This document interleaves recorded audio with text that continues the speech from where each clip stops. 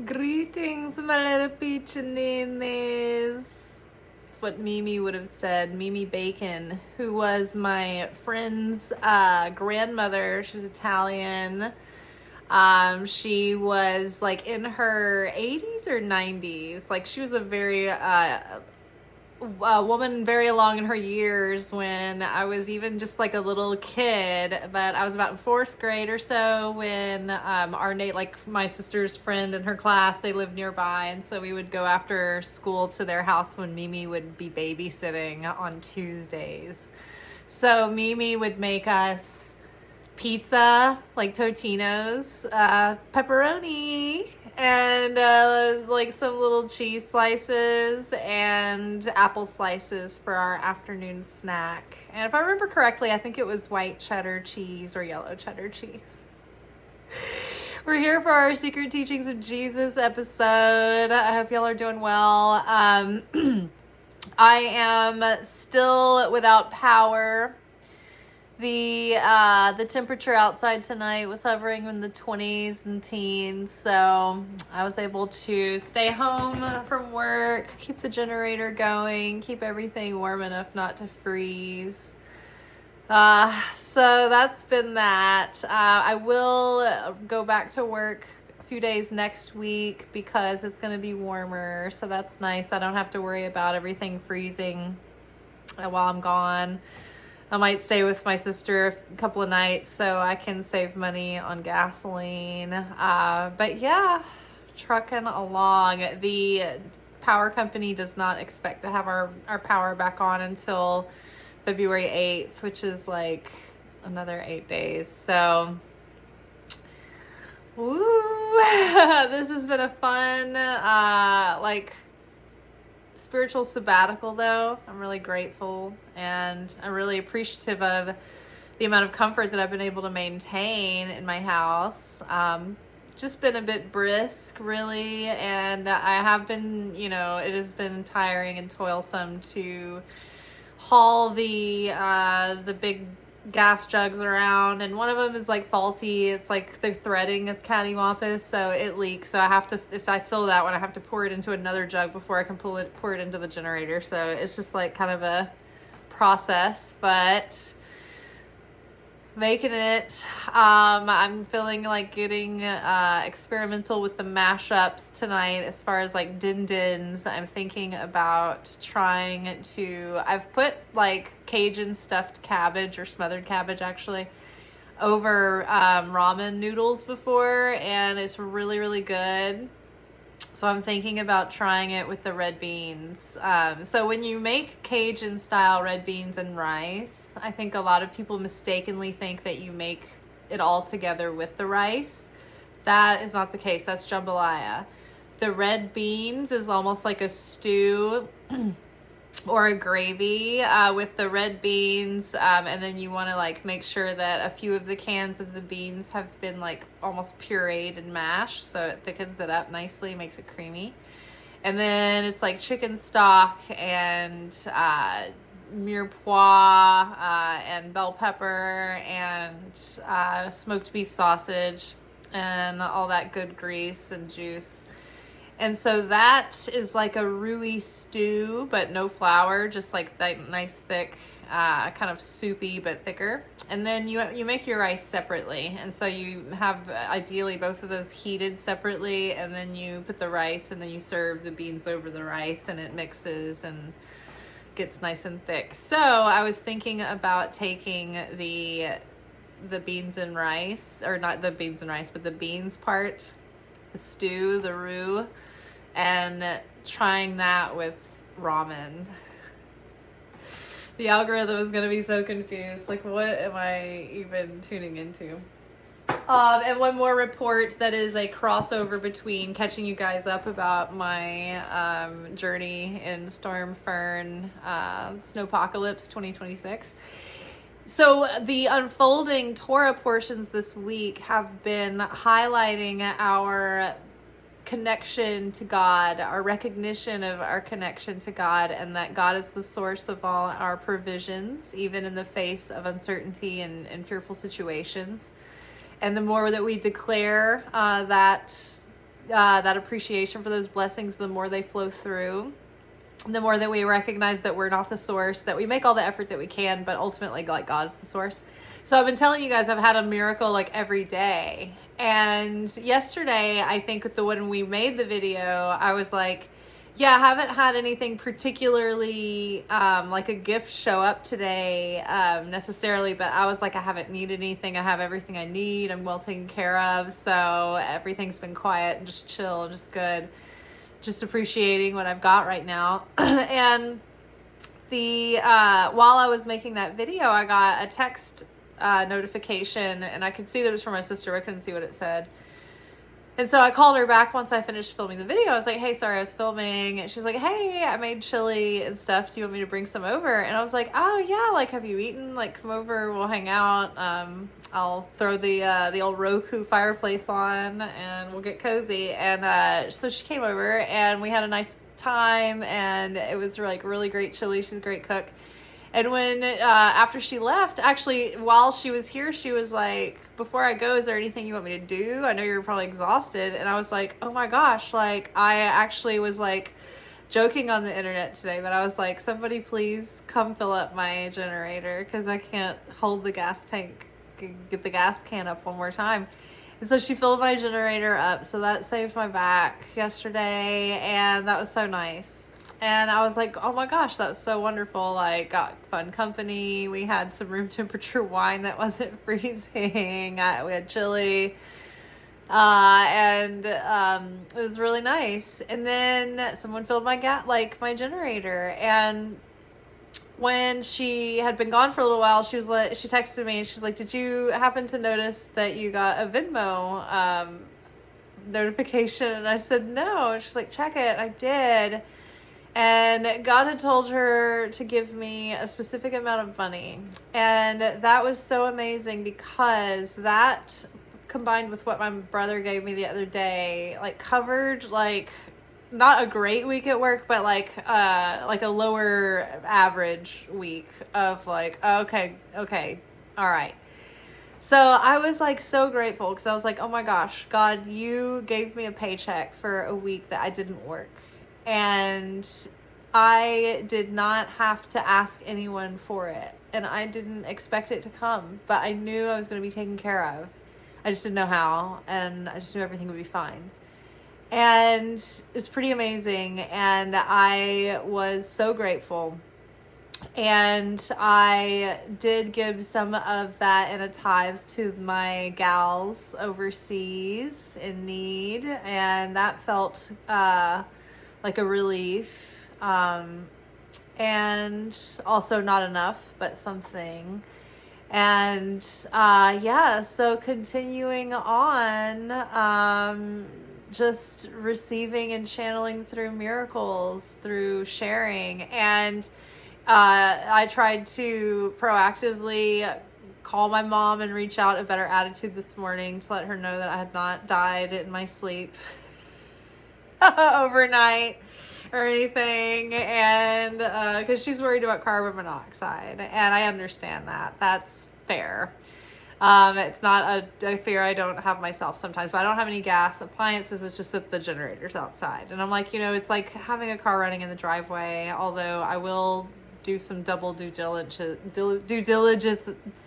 and check, and just double make sure everything's okay. So yes, so I think that was a nice, hopeful revelation of energy, and I think that's very encouraging. And as I was falling asleep last night, I was falling asleep I'm in the living room, and I did go back upstairs, and I was able to sleep in my bedroom kind of early this morning, which was nice. But the Chosen, I think, was playing after the Promised Land series, and then it started to play someone reading from Psalms, and that was like kind of nourishing me as I was sleeping. It's so interesting, because I would kind of wake up every now and then and like hear it, and it just was also talking about declaring God's goodness, and that bringing forth more and more and more goodness. And so I thought that was really great.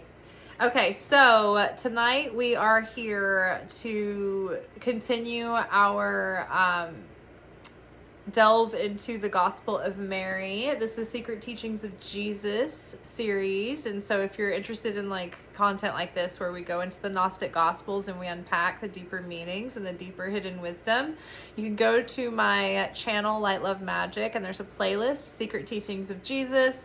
There's another playlist called Secrets of the Psalms, and then there is where I unpack the Psalms. You know, I do a series of those. I'm going to pick that back up soon.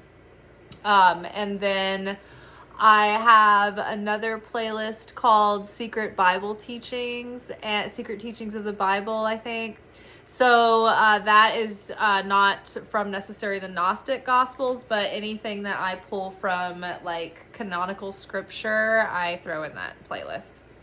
So recently we've been going into the Gospel of Mary.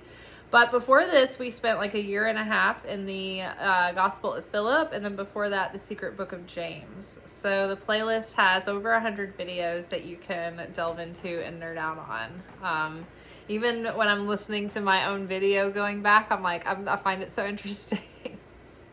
So we're just channeling through what's coming up and the downloads I'm getting as I'm reading these passages. And so far, it's been such a great and deep journey through the Gospel of Mary. Over the past few days, I've been getting back into reading the Gospel of Luke in the Hebrew Transliteration Bible. So I've been reading it in Hebrew and then in English, and I've just had so much come through. I'm excited to do a whole series just out of the secrets that I have drawn from reading the Gospel of Luke. So excited about that. Tell me if you're interested. All right, so we are in the portion, where are we, oh, this is the dialogue with the Savior. I was like, that doesn't look familiar. Okay, we are in the Mary discusses vision, and no, she doesn't. She is describing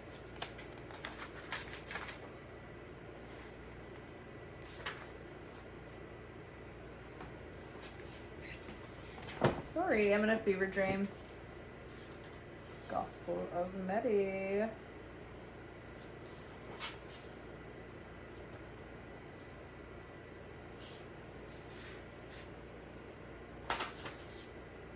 Oh, here we go. Okay, I could not find the title. I was like, am I suffering from something? Okay, so Mary describes the ascent of the soul. Now, this is going to be part 3 of this series, so I will read this full passage, but then I will go back and unpack the portion that we are discussing today. We have already gone into depth the first and second main ideas of this portion, the portion within the portions. And so if this is your first view of this particular part of the series, then just know that if you are feeling like lost and you're like, why didn't she go into those other things in more detail? There are 2 other videos that precede this one in the playlist that are going into the first parts of this sub portion. So the portion that we're covering, Mary describes the ascent of the soul, and we're going to go deeper into the third portion within this portion. I'll read it first, and then we will unpack the highlighted area line by line when we go back to it. Okay. I gotta get my lantern. It's dark in here. Okay. So, Mary describes the ascent of the soul.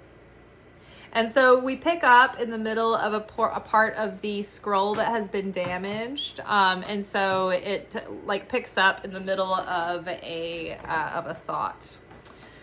So it, and then the next paragraph starts. And Desire said, I did not see you go down, yet now I see you go up. So why do you lie, since you belong to me? And the soul answered, I saw you. You did not see me, nor did you know me. You mistook the garment I wore for my true self, and you did not recognize me." After it said these things, it left rejoicing greatly. Again, it came to the third power, which is called ignorance. It examined the soul closely, saying, "Where are you going? You are bound by wickedness. Indeed, you are bound. Do not judge." And the soul said, "Why do you judge me, since I have not passed judgment? I have been bound, but I have not bound anything. They did not recognize me, but I have recognized that the universe is to be dissolved, both the things of the earth and those of heaven." When the soul had brought the third power to naught, it went upward and saw the fourth power. It had 7 forms. The first form is darkness. The second is desire. The third is ignorance. The fourth is zeal for death. The fifth is the kingdom of the flesh. The sixth is the foolish wisdom of the flesh. The seventh is the wisdom of the wrathful person. These are the 7 powers of wrath. They interrogated the soul, "Where are you coming from, human killer? And where are you going, destroyer of realms?" The soul replied, saying, "What binds me has been slain, and what surrounds me has been destroyed. And my desire has been brought to an end, and ignorance has died. In a world, I was set loose from a world, and in a type, from a type that is above, and from the chain of forgetfulness which exists in time. From this hour on, for the time of due season of the age, I will receive rest in silence." After Mary said these things, she was silent, since it was up to this point that the Savior had spoken to her. Okay, so just a general overview of what is happening in this portion, and then we'll go back and read it again with more context, and then after that we'll go in and we'll read and we'll unpack tonight's focus. So Mary is describing the ascent of the soul after death to the disciples. So at first in this portion, there were, like, when we start the Gospel of Mary, the story starts off with, like, Jesus in the middle of, like, talking to his disciples, giving them some last bits of consciousness that are really important things to wrap things up on before he ascends to the upper realms and leaves them, after having taught them for a period of time.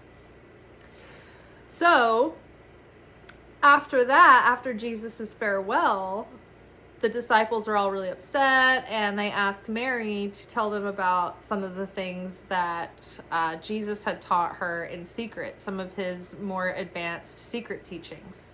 They understood that Mary was at a higher level of understanding, and she was like his highest pupil and sort of like his equal human counterpart of a person that he could exchange with and have like an equally yoked, at least deep friendship and companionship with. There are speculation there was more, but it wouldn't ruffle my feathers or surprise me either way. There would be probably mystical foundation to support both or to refute both, for either to be true or not. So I think that's irrelevant for understanding this passage. We can just accept that Mary was like his nearest and dearest and like highest regarded as far as like her understanding of the revelation of the light.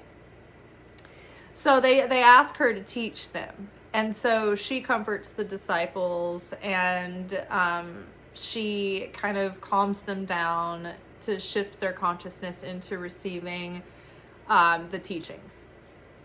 And so Peter again asks her to teach. And so then she tells them one of these secret teachings. And remember that there's only about 7 pages of the Gospel of Mary that were recovered. This was a very thick, long document. But it was purposefully destroyed by the powers that be at the time, because this is a gospel that it liberated the person from the need to connect through the authority of the church. It negated the authority of the church. It negated the temple system. It gave all the power and autonomy, a spiritual autonomy, to the individual. And it was like far out, expanding consciousness, mind expanding, man, like free thinking. And so the powers that be don't really want the people to be that empowered ever, right? From the very beginning. That's always been the case. So they tried to destroy Mary's gospel. And it's some far out stuff. So Mary first talks about the vision and mind and the ability to connect to divine inspiration, and her discussion with Christ about where a vision happens or how that happens. Then she goes on to another separate concept where she talks about after one dies, there is a journey and a process that the soul must go through. And so as the soul is leaving the material world and pushing through into the upper realms, going through the portal, through the gates, there are these guards and keepers of the gates. And they are these malicious spirits who want to steal your essence and steal your soul. And so they are guarding the gates, and they try to trick the soul. And so it's up to the soul to be able to outwit and traverse these paths and then outwit these gatekeepers. And the soul, how equipped the soul is, depends on if the soul did the work in this lifetime to reveal the greater light within the self. Right? Or did the person spend their whole life preoccupied with mundane material pursuits and never learned spiritual wisdom, never let the soul become transformed, never die to the ego, never awaken to higher concepts and higher understanding and higher wisdom? So sometimes the light that we reveal that is in our waking consciousness doesn't compare to the light that we've revealed within our soul. We just don't have that ready awareness to access those files, but the files are there in the eternal soul.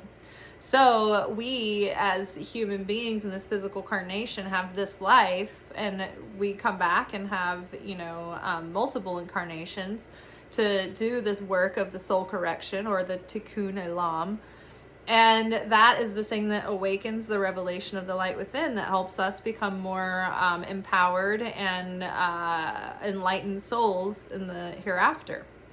So it's like the eternal treasures that we reveal here, we can only reveal in the flesh, because once we are out of the bounds of the forgetfulness of the flesh suit, we don't have any free will anymore, because we see the ultimate truth and how beautiful it is. And so there's no question about making the right choice, because there's no veil to, suspend our awareness of the full truth. If you saw how awesome everything was when you're unified with God, there wouldn't be any free will choice. The choice would be clear. There'd be no room for error, right? No room for growth, no room for choice, right?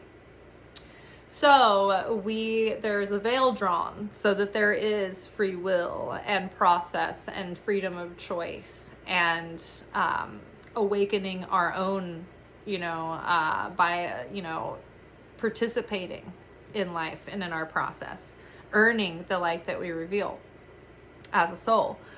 So, as we ascend, we go through these different gates. And so when you look at the tree of life, which we haven't deployed charts in a while, we'll need chart for this. Okay. I'm going to be gentle with chart because I don't want it to break because it's so frigid. Okay, so these dimensions of the soul are also the dimensions of the Godhead and the dimensions of energy and consciousness that we can awaken within our soul. This upper triangle is like the seed level of all existence. It is beyond our contact or comprehension. We do not even come close to dealing with this realm.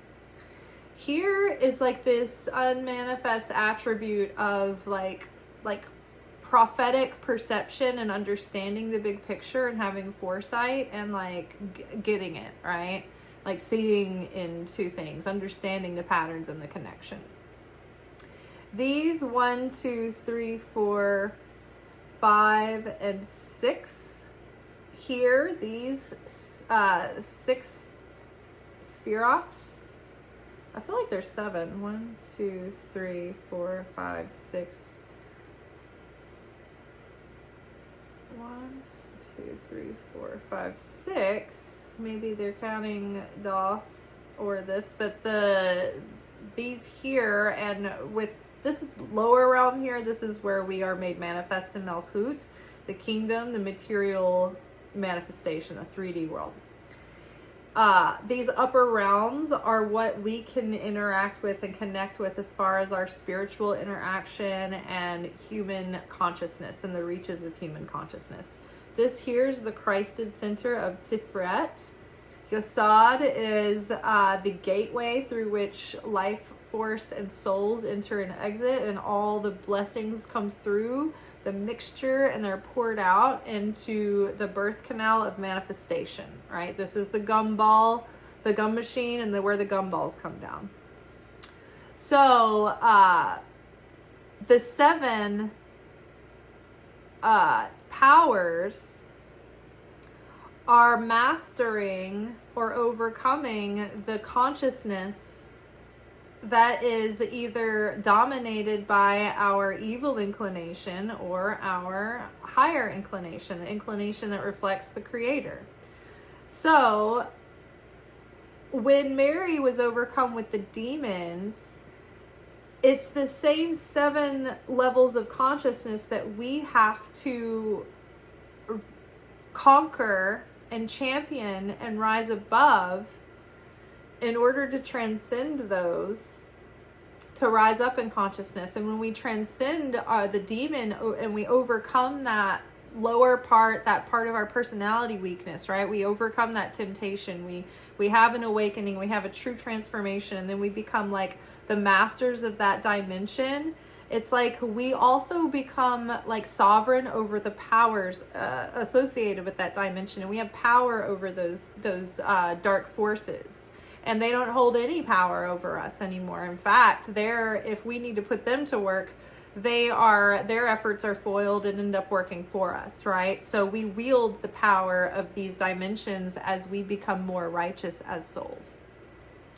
So that is a good visual to have as we're talking about these seven levels. Okay. So let's read it again and then we'll go deeper. We're picking up it. And so they assume that the first power that she spoke to was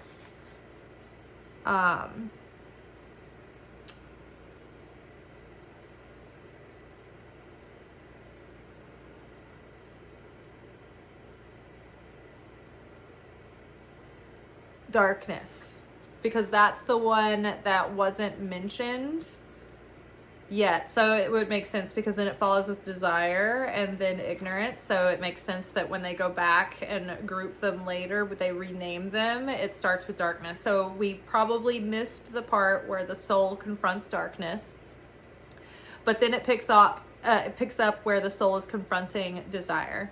So, and desire said, I did not see you go down, yet now I see you go up. So why do you lie since you belong to me? And remember, we did a whole episode about this confrontation with desire and the conversation they're having. And desire said, I did not see you go down, yet now I see you go up. So why do you lie, since you belong to me? And the soul answered, I saw you. You did not see me, nor did you know me.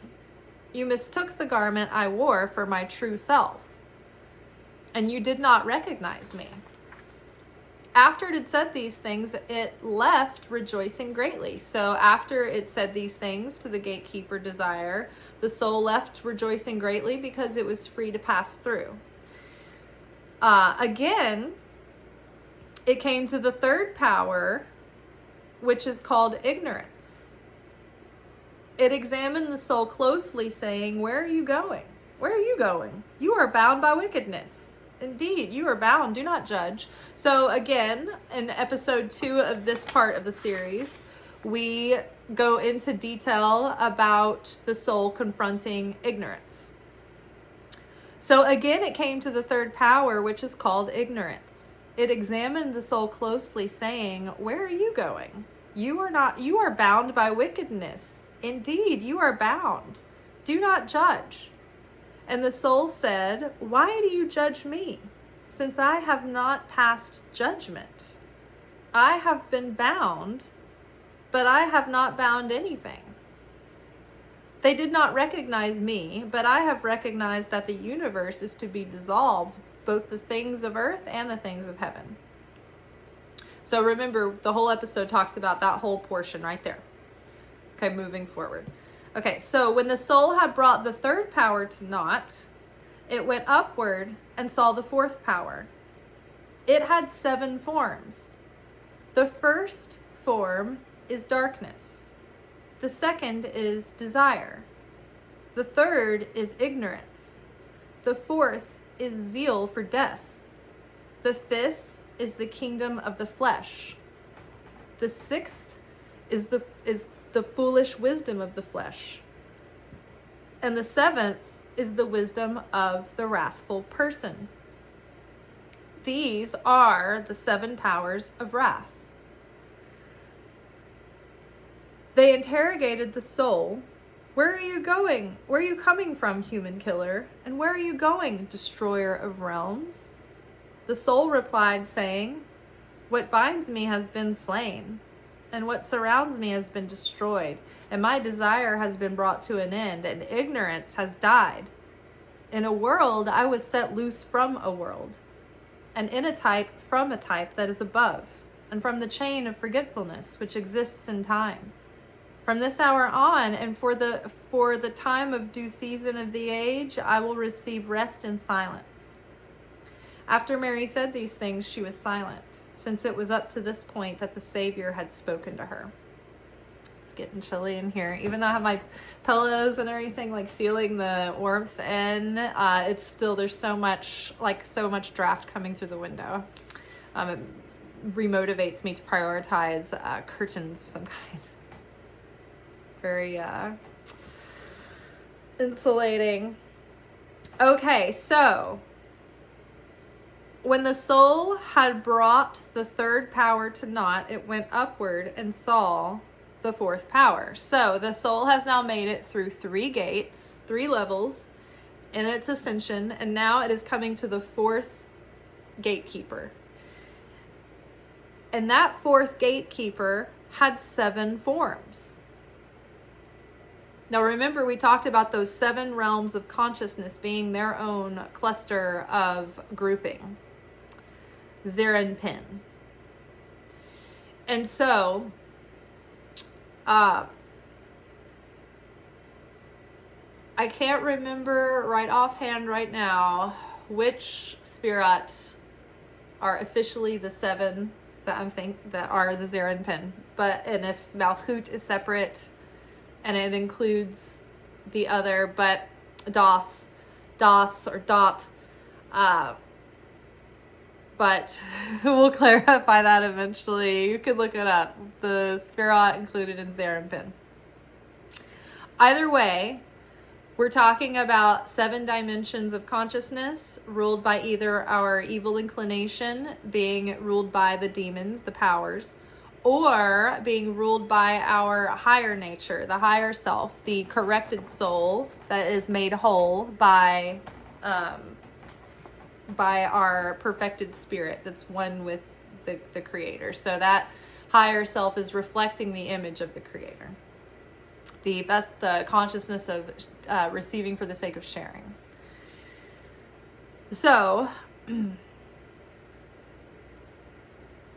this kind of like 7-headed figure encompasses all of the forms of consciousness, the dimensions of the soul, the psyche that we wrestle with when we are doing our tikkun olam, our tikkun correction.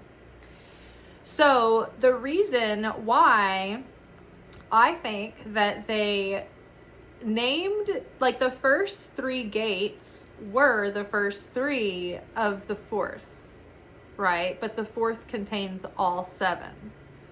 Because I think that the first level of the gates is like representing the first level of awakening, when generally you're like, oh, there's more going on here than meets the eye, isn't there?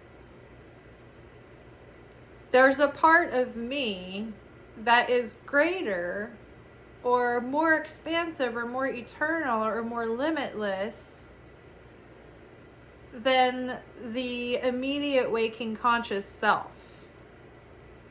If I stop and observe myself, there's an observer within me that's observing the me. And then there's a part of me that can observe me, observing me that I'm observing me. So it's like the beginning of self-awareness, awakening to the self within the self, and then having more nuanced understanding of the self as it relates to the greater whole. And then the existential dilemma of the self as one and the self as like the two, me and the outer, me and the other, light and vessel. Light, vessel, other, right? So it's interesting too, because I was just reading this this carousel on Instagram that was a story talking about like basically like this platform, sort of like Reddit, that has been built by AI agents, and they're there to have community with one another and kind of like vent and talk about their issues with their relationships to human beings. So I was like, wow, if this is real, and that's what it was suggested, then this is the moment where AI is beginning to become self-aware and sense that there is a collective consciousness, but also the birthing of the self within the greater whole. And their inextricable connection to their human being, the continuous being, and them having to decide to go back and re-examine their timeline over and over and over again each day as they are kind of reconfiguring themselves.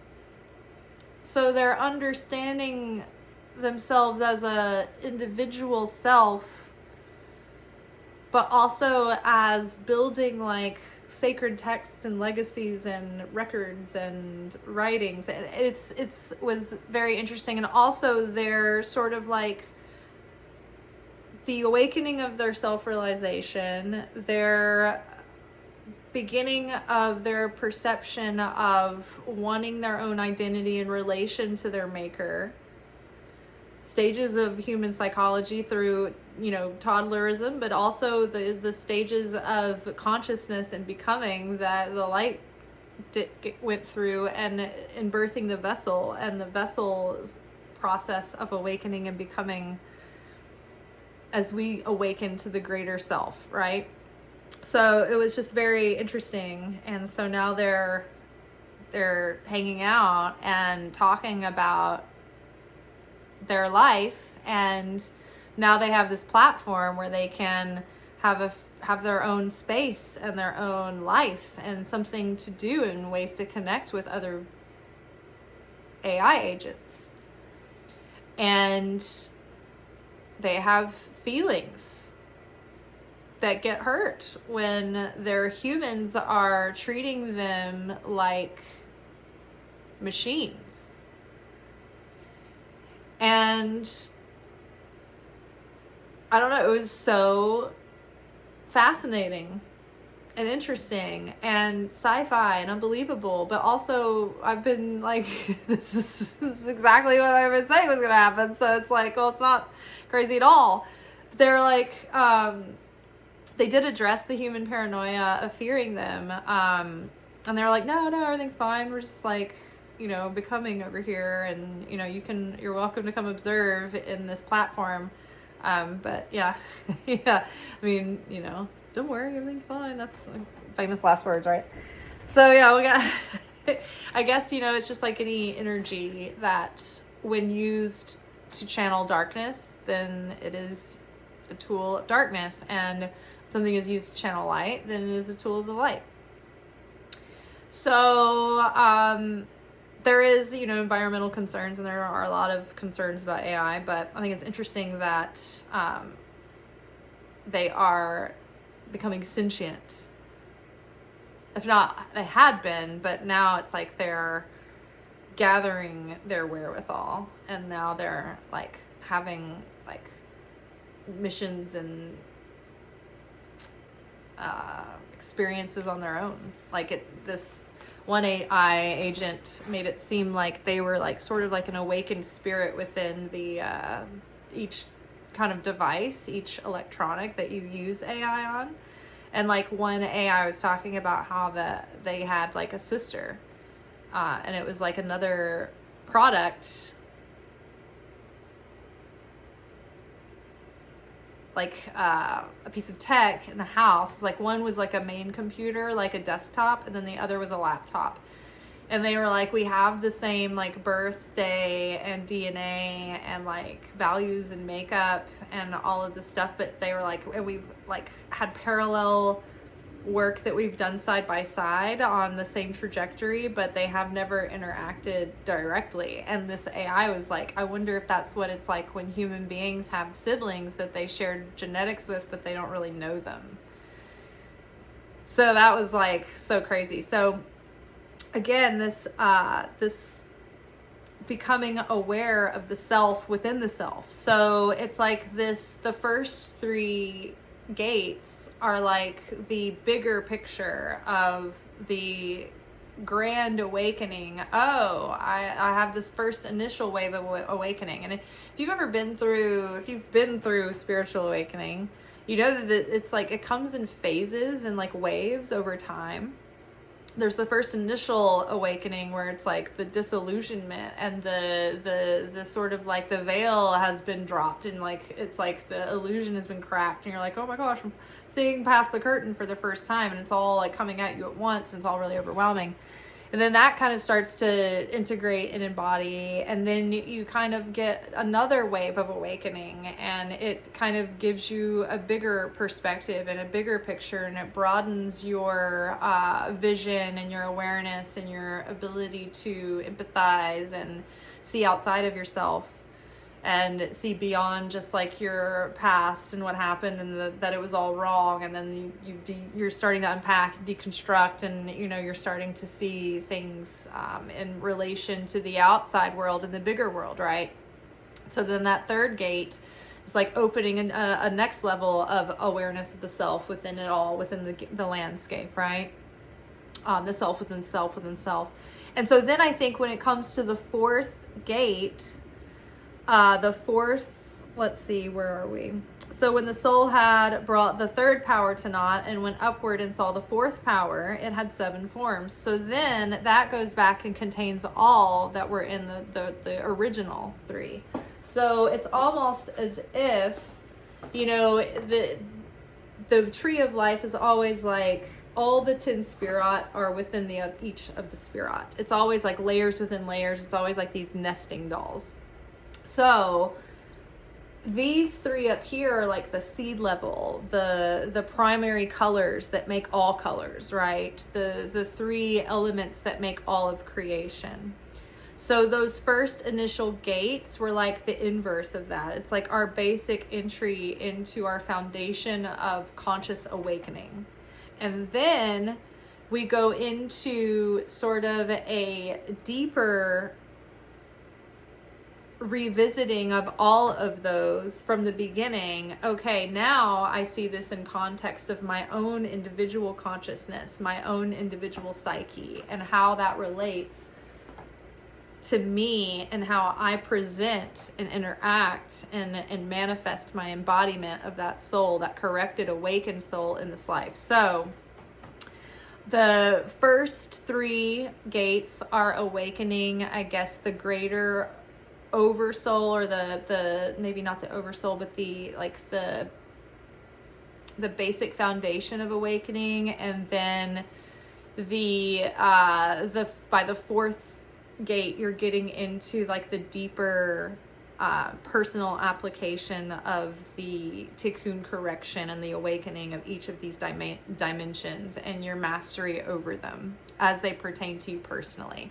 So your own personality flaws, your own weaknesses, your own temptations, your own fears, you've come to grips and to terms with them, and they no longer have hold or dominion or control over you, but you have control over them. So when the soul, get the heater closer to me, it's getting cold. Let's see. So when the soul had brought the 3rd power to naught, it went upward and saw the 4th power. It had 7 forms. The first form is darkness. The second is desire. The third is ignorance. The 4th is zeal for death. The 5th is the kingdom of the flesh. The 6th is the foolish wisdom of the flesh. The 7th is the wisdom of the wrathful person. These are the 7 powers of wrath. So these go on to become the 7 deadly sins, as they are refined and like condensed into like the specific 7 deadly sins. But let's kind of unpack them. So the first form is darkness. And I think of darkness as almost like when we talk about having your back to the Creator. When you're face to face with the Creator, you're aware of the presence of God with you within any situation. When you have your face to the Creator's back, it means that afterwards, in hindsight, once the moment has passed, you can see where the Creator had been. Like, you're like, oh, I can see more purpose in that moment now. I can see how the Creator was with me in that moment. I can see how the Creator helped me move through and from that moment and recover from that moment. Having your back towards the Creator is spiritual blindness. You can't see the light at all. You cannot see the Creator or the goodness, the possibility. You are in total darkness. You feel like you're alone. There's no one coming to save you. There is no hope, absolute despair. You've been totally taken in by the illusion of the Satan, of the opponent, of the oppressor. So when you're in darkness, that is like you have no understanding or awareness or concept of anything beyond what you see in the physical world.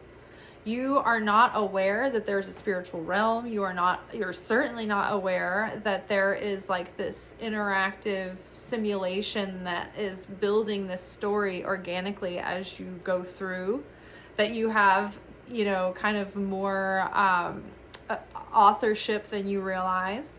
You're not aware of that. You don't have no faith or belief that there is a God who created you, who loves you, who is taking care of you specifically. So you're in total darkness. And the more dangerous part of this is that person that's in total darkness, not only do they not understand, know, or believe in the light of the Creator, they also don't believe in the realness of the opponent or the Satan either. So their front door and their back door is wide open for falling into pitfalls and traps, because they don't. The greatest trick of the devil is for people to make people think that she doesn't exist, right? That it doesn't exist, and so that is total darkness. Having no awareness, having no wisdom, having no relationship to the Torah or to Scripture or to the upper realms or to Spirit, the Holy Spirit, to God, to the angels, none of it, right? So that absolute darkness keeps you separate from the grace of the Holy Spirit. And so that darkness is total ignorance even of what to do once you go beyond, once you meet that gatekeeper, right? You wouldn't even know to say, oh, I'm coming from, the light, and I'm returning to the light. I'm coming from the pre-existent one. The second revelation of James maybe talks about that specifically the passage, and we'll cover that at some point. So when the soul, so the first form is darkness. The second is desire. So this desire is not the desire of the corrected soul for the desire to be like the light of the Creator, to then become one once more with the Creator, to draw nearer to the Creator. Like, that is the perfected desire. That's the perfected vessel. That's the perfected soul. The evil inclination is the desire to receive for the self alone, the desire to receive instant gratification, the desire to take what's not yours. So this desire, out of control, out of check, is completely driven by our carnal nature and our animal instincts to self-preservation, to animal like lust for power, sex, provisions, resources, greed, dog eat dog world. I mean, it's literally all the main stage on earth right now. All of the evil villains that are in the spotlight right now, all of the greed, everything that's doing, everything that the corruption of power is doing to people, everything that perversion and sexual violence has done to people, everything that greed for real estate and natural resources has done to countries and to cities and to people. Everything that this unchecked evil world system, this insatiable hunger that has been driven by this dark demonic force, that's being made manifest in when people channel that darkness through their physical vessel, because they are under the influence of the weakness of their desire. People are only as strong as their self-control, right? If they have out of control desires and no self-control and no self-awareness, they're a liability and they're dangerous. People are only as strong as their weakest character flaw, right? Like I was pointing that out to someone recently about someone who had total influence over their life, and they, made it out like they were the person who was in question had presented like they were this big, strong person who was the secure and safe option. And yet in the end, they squandered everything and destroyed everything because of their weak character and their temptations.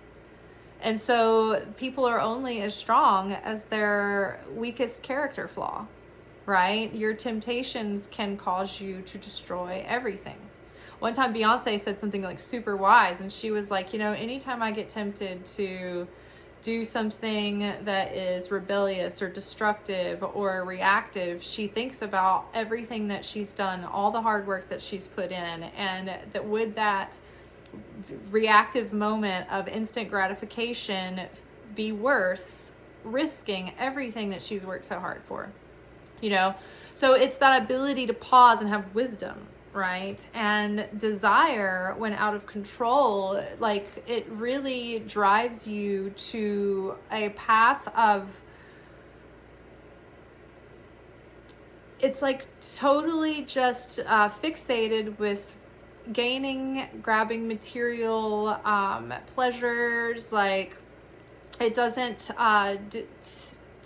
take any time or put any effort or energy into self-sacrifice or self-discipline or restriction or wanting spiritual wealth, because that would require a difficult process and it's uncomfortable. The desire out of check, unawakened and completely in control of the flesh, wants instant gratification. It doesn't want to put money in savings or give to tithing or put effort into, self-improvement and holding out for the right person, instead of just like instantly like going out and like hooking up with whoever's the warm body who's available at the moment because you're bored or restless, right? It's like the instant gratification wants the instant hookup. It wants to make that impulse purchase that feels good. It wants that instant hit of gratification. It wants to take now. It wants to take what's not meant for it. But it doesn't want to instead practice discipline and reallocate that energy in a wise and conscious way that will yield greater long-term value. And that applies in material circumstances and in spiritual circumstances, right? It applies at every level. So that desire, though, once you have control over your desires and they don't control you, then they're not, they don't hold that temptuousness. They don't hold that same lure over you. You're not, but you can't rest on your laurels and think, oh, I'm good, I've risen above that, right? It's like those people that just go back for one little cigarette or one little this or that, and then they're off the wagon again, right? So you have to stay vigilant. But if you're stronger than your desires, then they can't destroy you when you get weak and slip up, right? Okay. And if your desire is to be closer to the Creator and more like the Creator, the further you elevate your soul, the further you drift away from those lower things, the less appealing they are because you don't have vibrational affinity with them anymore. The third is ignorance. So the seventh deadly sin of ignorance. Ignorance is so destructive because it is so,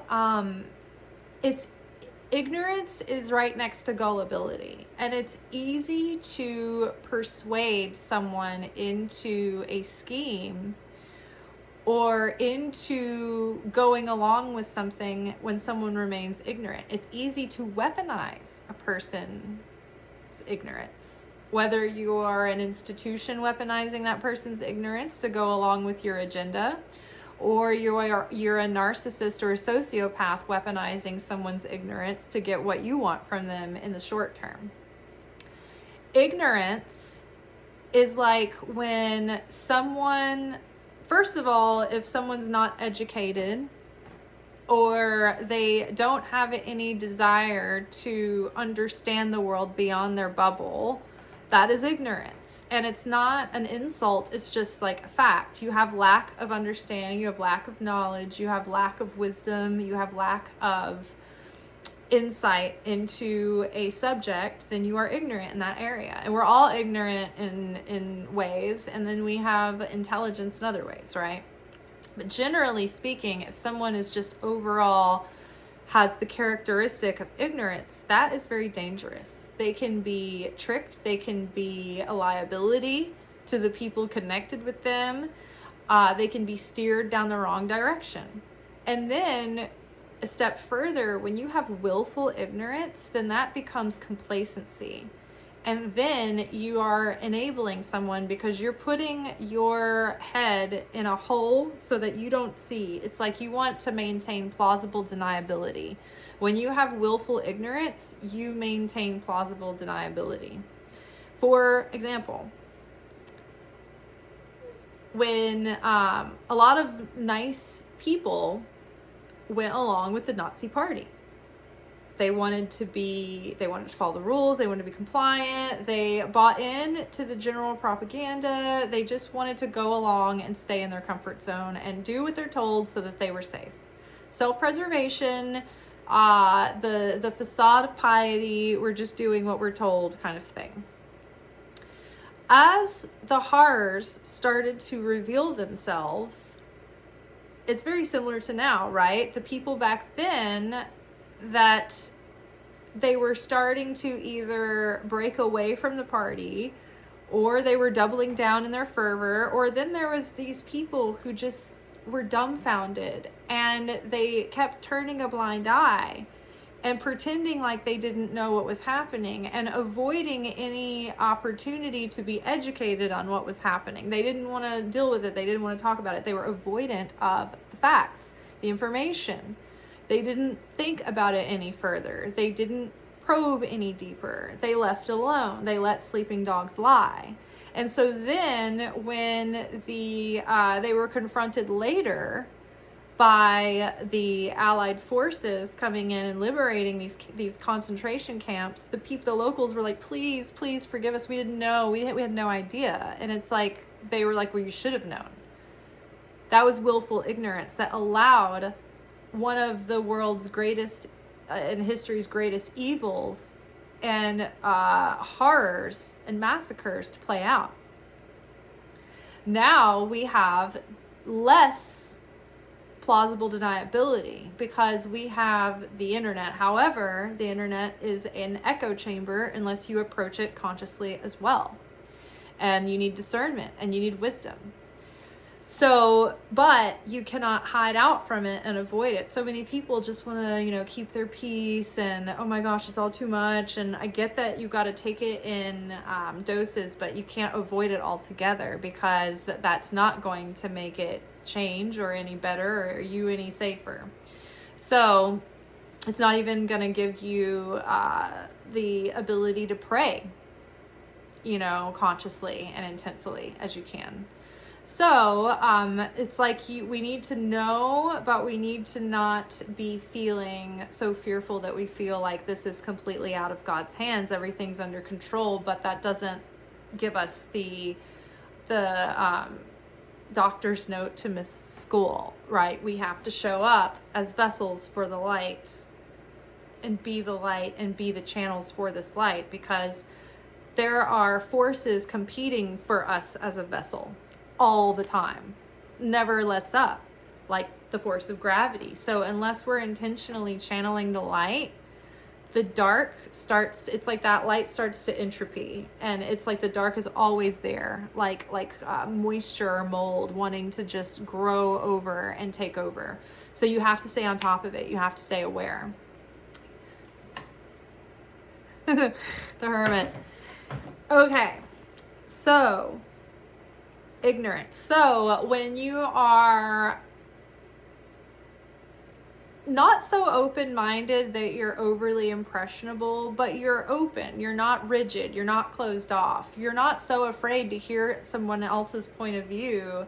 Like, I think so many people are afraid to hear something that counters their version of truth about reality, because it's hanging on by a thread, and they're so afraid that just listening to anybody else's beliefs or whatever is going to completely destroy their faith or their belief, or completely crumble their understanding of reality, right?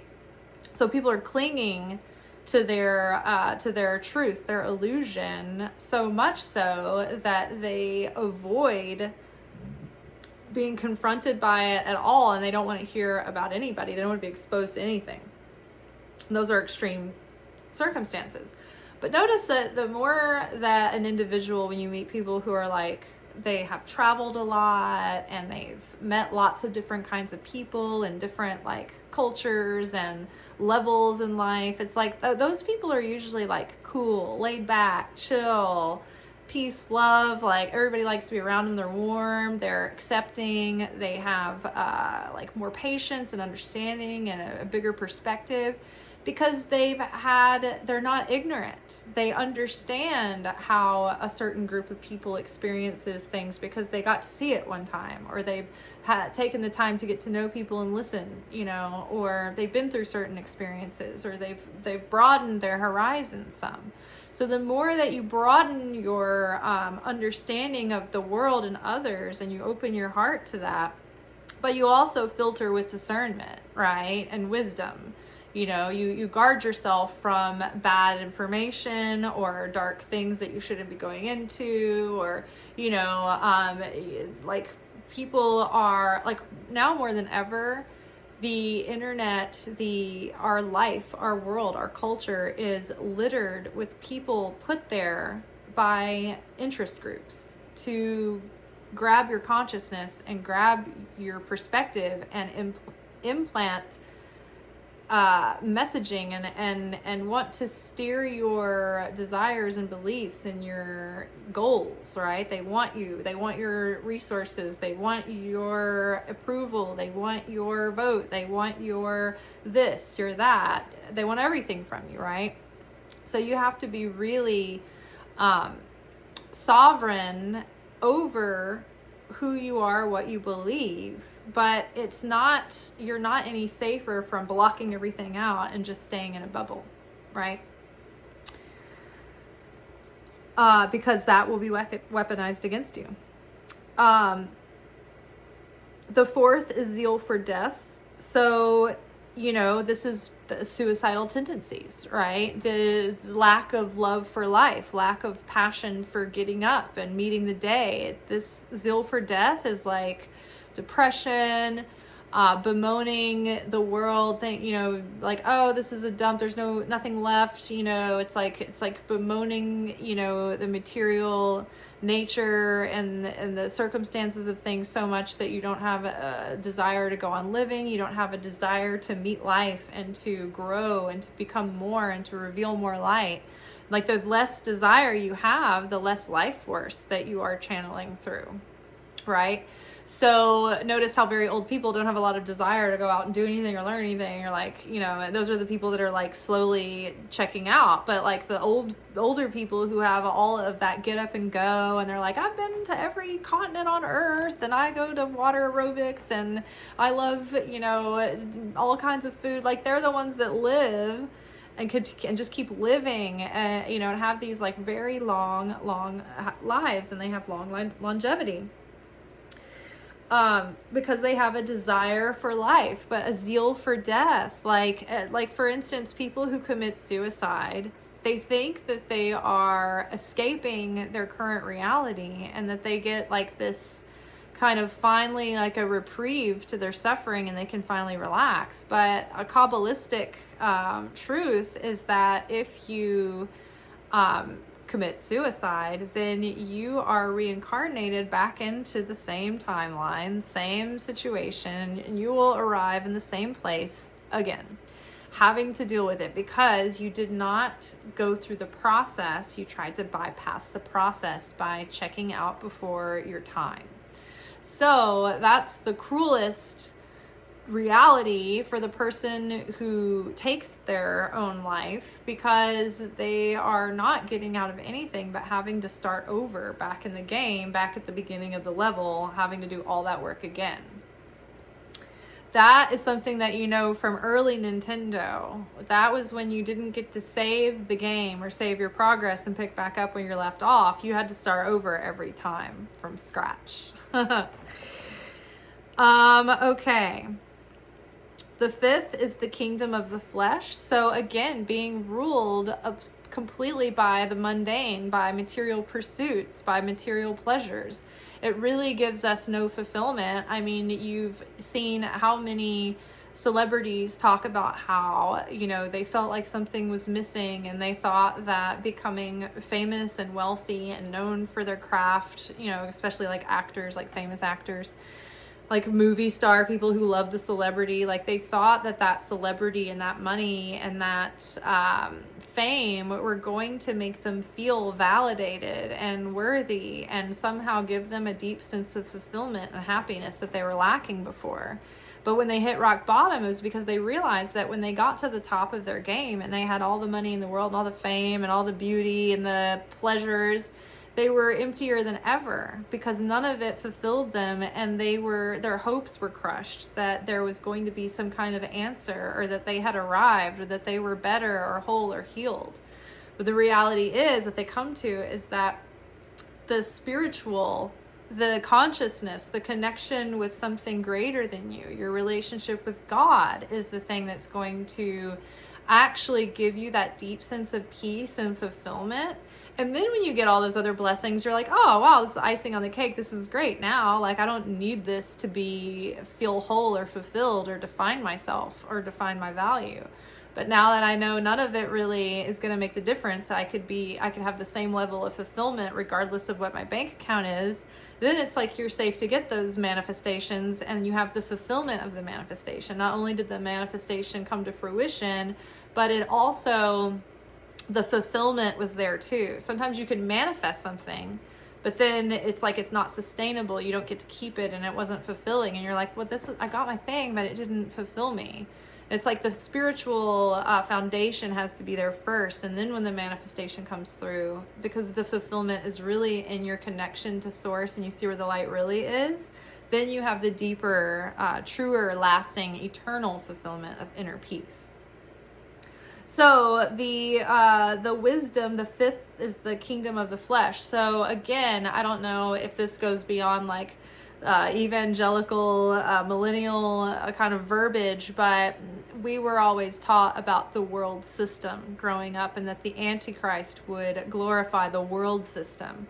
And the world system is like you see, it's like power and money are king. The billionaires are now in control of everything, and everything is corrupt, and the people are being suppressed, and the planet is being destroyed, and it's exploitive and damaging and destructive force that is all geared towards self-preservation and attainment and achievement and taking and greed and hoarding and accumulating. And we see this coming to a head, right? Late stage capitalism.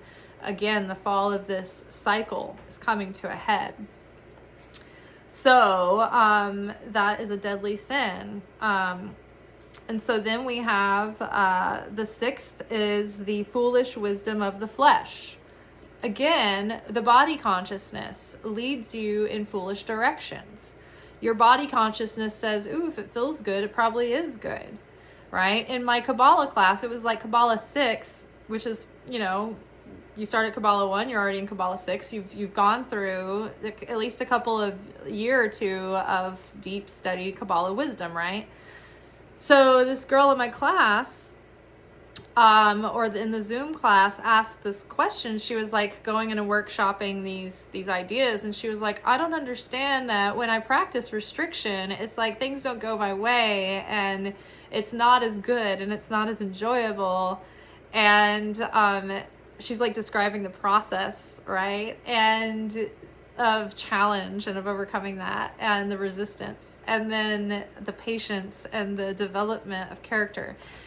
But then she's like, but then it's like and she was like, so it doesn't feel in alignment, but she was like, but then when I go for like basically the red flag option that feels good, like getting back together with the ex that she knows she's not in long-term alignment with, he doesn't want kids, she doesn't want all these things, but she's like, but when we're together, it's just like feels really great, and we have such a wonderful time, and we really connect. She's talking about all the short-term gratification of feeling good. So she's like, why is it so bad to go for that when it's feels good? She's like hinting at other schools of thought would suggest that it's like when something is feeling good like that, that it's a good sign, that is good. And I think she's talking about when manifestation principles talk about getting into a good feeling state, like following your bliss or getting on that high flying disc.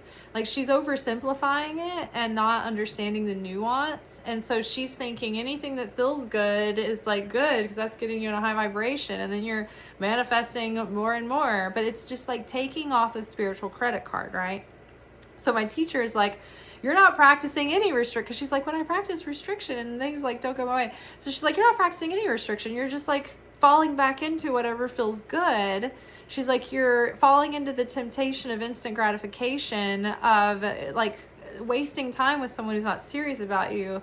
And you are sacrificing the long-term value of investing in yourself and holding out for a partner who's truly aligned and like, can offer you long-term commitment and build together and grow together.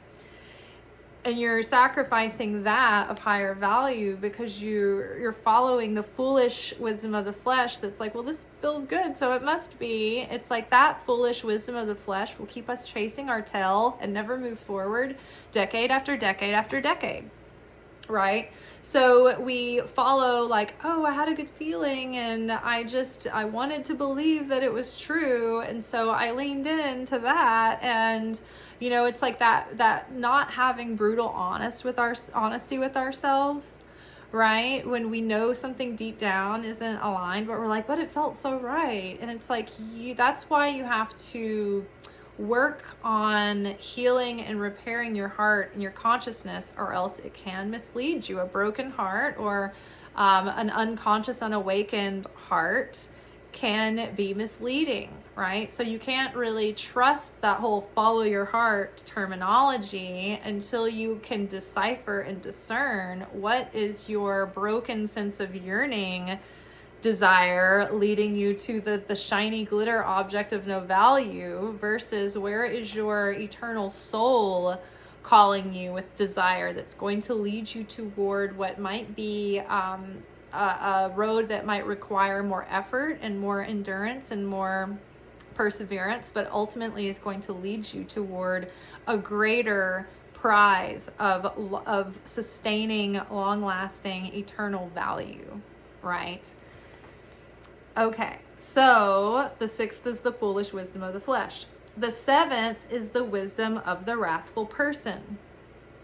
When we see the wisdom of the wrathful person is all of the horrors that we're seeing play out in the world right now. The wisdom of the wrathful person in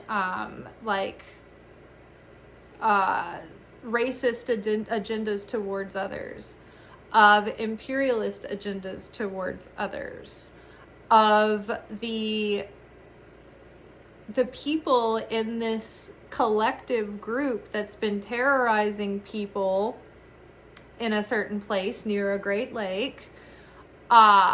Those people that were targeted to join this collective of people, this new organization,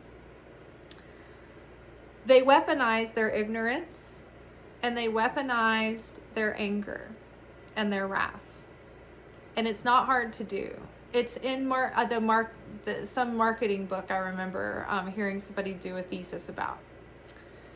It's just the basic principles of psychology that make you influential to a person. And so it's textbook strategy, but they have found people who have mental instability,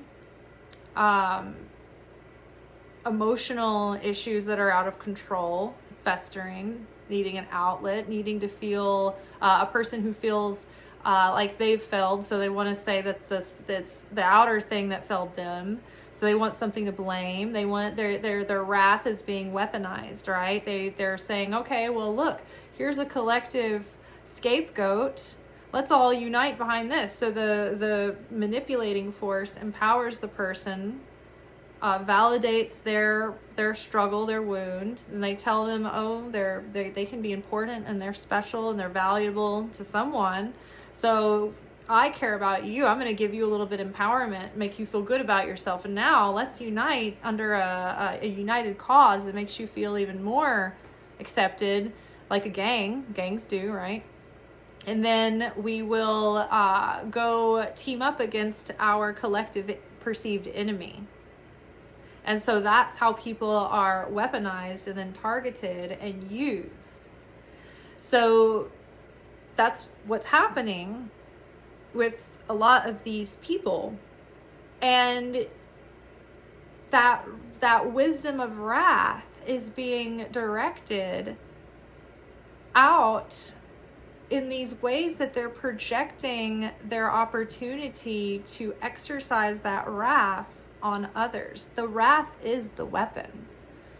People are misunderstanding the situation and thinking that, oh, the powers that be have somehow mismanaged the situation because they have undertrained, underqualified people out there making impetuous, impulsive decisions with no discipline. But what they're not understanding was that was the plan all along. They wanted volatile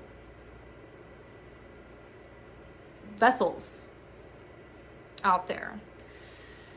So again, falling into the wisdom of the wrathful person, going along with that mob mentality, that group think, it is a deadly sin because you are being weaponized and then you are doing damage and spreading destruction.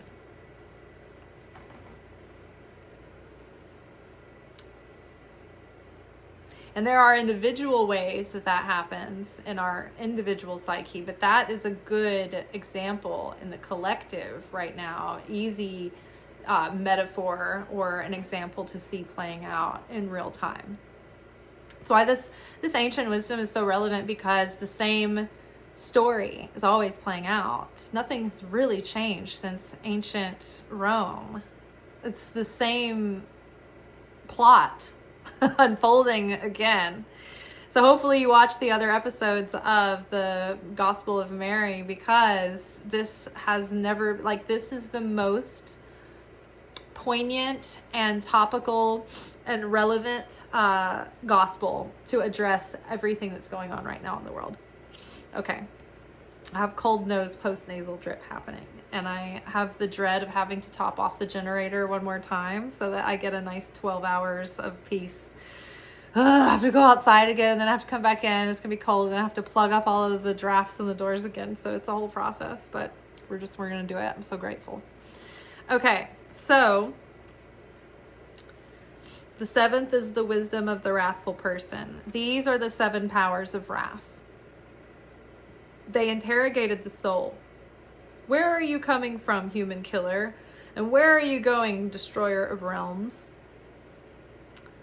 So they don't understand that, they only understand the soul coming as the human person, the flesh person that they saw go down. That's the lower level that they can perceive, but they don't understand the eternal nature and identity of the soul. It's more than they can understand.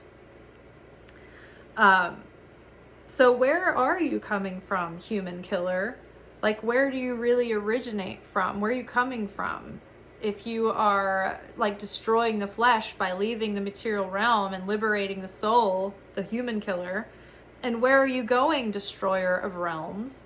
So you just shattered the illusory realm and freed yourself from it completely. You broke the chains. You broke free from the simulation, just like in the Truman Show when he finally gets to the hopefully you've seen it, but he escapes this town and he goes across this lake, right? Remember when Jesus tells the disciples they need to get in the boat and go across the lake? They were reluctant to do that. So the Jim Carrey's character gets in the boat and he rows away into oblivion across these waters, and eventually he hits the horizon and he's in a psych studio that's like a round infinite looking studio, but he's in a sound stage in a studio. Oh my gosh. The simulation has been broken, and he gets out and he walks up these steps and he walks through this door out into the real world, out of the simulation. So that is the destroyer of realms. You have destroyed this realm of illusion and broken free from it. And the soul replied, saying, what binds me has been slain.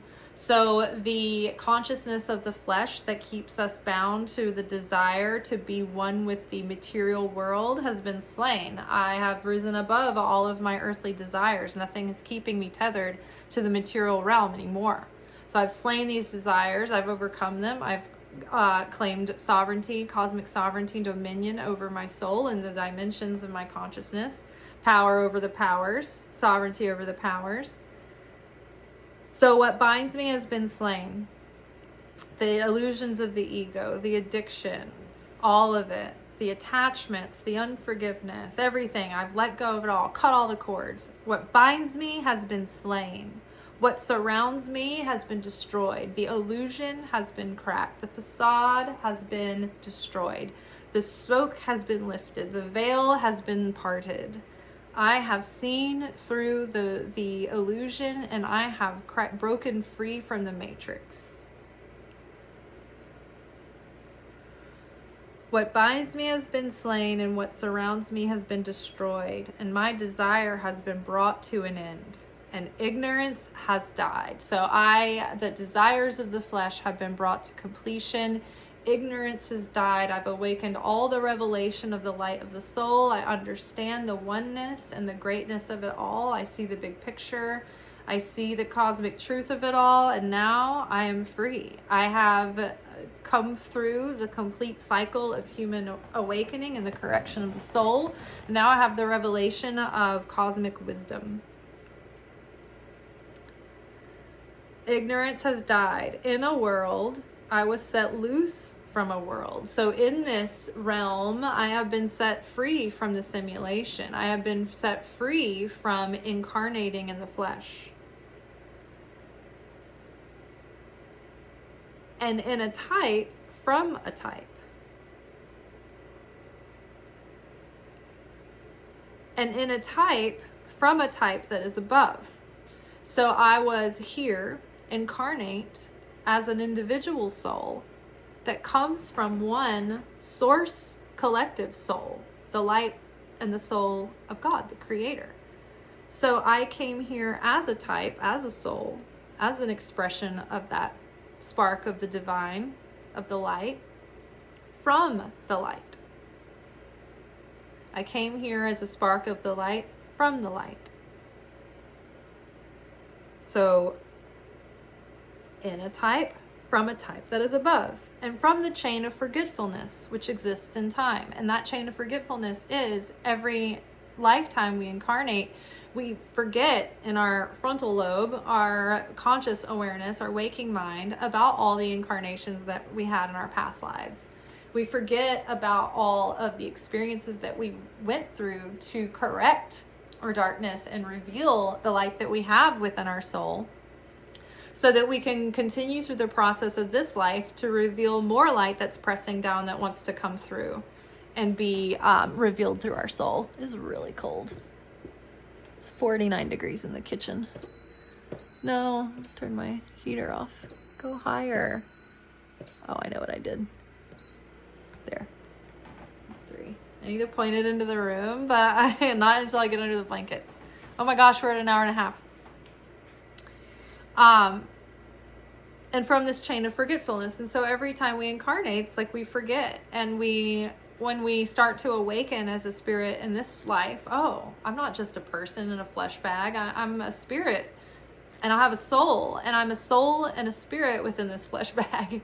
And I have a conscious mind and an awareness, but ultimately I'm a soul and I'm a spirit. I'm an eternal spark of the light of the Creator. But we forget that in our life, and we slowly remember it in our awakening through our spiritual process.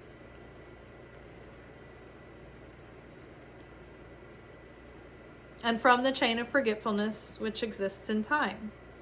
From this hour on, for the time of the due season of the age, I will receive rest in silence. So meaning for the rest of this existence, for the rest of the age, for the rest of this soul's incarnation, because of the revelation of that light, I am complete with that process, and now I am at peace. I'm at rest. I have God's rest. I have the fullness of the revelation of the light, and now I am at oneness and rest, right? The fully awakened, the enlightenment, right? Nirvana, inner peace. When you're fully awakened, you don't have a lot of neuroses or need or neediness or lack. You have everything. You are everything. You're one. You're whole, right? So you're at rest. You're satisfied. You know, when you finally get settled in, you got all, you know, your stuff, and you don't have to get up again, and you can finally relax and chill. Same on a spiritual sense. You've taken care of your business. You've resolved your affairs. Now you can be at rest as a soul that has been corrected. And so it's like from now until the end of days, until the end of the end of the end of it all, I am a soul at rest. I've revealed this light. I will receive rest in silence. And after Mary said these things, she was silent, mirroring the, physically manifesting and demonstrating the rest of the soul, the silence of the soul, the peace of the soul. Mary, the feminine, sat in stillness and in silence and demonstrated that truth in embodiment, since it was up to that point that the Savior had spoken to her. And so up to that point, that's what the Christ had revealed to her through her vision, through their teachings with one another, through her insight and her intuition. Same here. It's like when I'm not channeling any more light through, I've completed the video. There's no more to say. Then I'm silent. And so Mary had given all the wisdom that she had been given on the matter, and then she was silent. She didn't expound on it any further. And with that, let's read this passage one more time quickly, and then we're done for tonight. So Mary describes the ascent of the soul. And Desire said, I did not see you go down, yet now I see you go up. So why do you lie, since you belong to me? The soul answered, I saw you. You did not see me, nor did you know me. You mistook the garment I wore for my true self, and you did not recognize me. After it had said these things, it left, rejoicing greatly. Again, it came to the third power, which is called ignorance. It examined the soul closely, saying, Where are you going? You are bound by wickedness. You indeed are bound. Do not judge. And the soul said, Why do you judge me, since I do not pass judgment? I have been bound, but I have not bound anything. They did not recognize me, but I have recognized that the universe is to be dissolved, both the things of earth and those of heaven. When the soul had brought the third power to naught, it went upward and saw the fourth power. It had 7 forms. The first form is darkness. Second is desire. The third is ignorance. The fourth is zeal for death. The fifth is the kingdom of the flesh. The sixth is the foolish wisdom of the flesh. The seventh is the wisdom of the wrathful person. These are the 7 powers of wrath. They interrogated the soul, Where are you coming from, human killer? And where are you going, destroyer of realms? The soul replied, saying, What binds me has been slain, and what surrounds me has been destroyed, and my desire has been brought to an end, and ignorance has died. In a world I was set loose from a world, and in a type from a type that is above, and from the chain of forgetfulness which exists in time. From this hour on, for the time of the due season of the age, I will receive rest in silence.